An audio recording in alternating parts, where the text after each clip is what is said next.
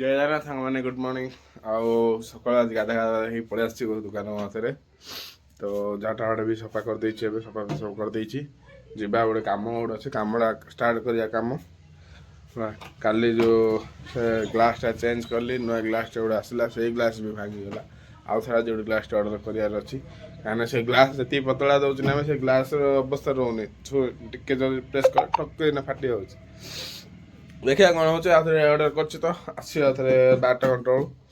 ଆସିଲା ପରେ କାମ ଆସ ଷ୍ଟାର୍ଟ କରିବା। ଆଉ ଏବେ ଗୋଟେ ସାନ ଜଷ୍ଟ କାମ ଗୋଟେ ଅଛି, କାମଟା ଷ୍ଟାର୍ଟ କରିଦେବା। ଏଇ ସାଙ୍ଗମାନେ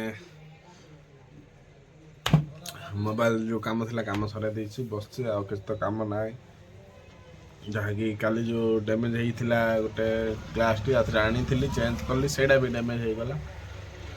ତ ଏବେ କିନ୍ତୁ କିଛି ନାହିଁ କାମ। ସେ କଷ୍ଟମର ଆଥରେ ଆସିବ, ଆସିଲା ପରେ ଦେଖିବା କ'ଣ ହେଉଛି କ'ଣ ନାହିଁ। ବସିଛି ଆଉ ଟିକେ ତ 12:30 ହେଇଲାଣି। ଯିବା ଗୋଟେ 2ଟା ବେଳୁ, ଘଣ୍ଟା 1:30 2ଟା ବେଳୁ ଖାଇବାକୁ ଯିବା ହେରି। ଦେଖିବା କ'ଣ ହେଉଛି।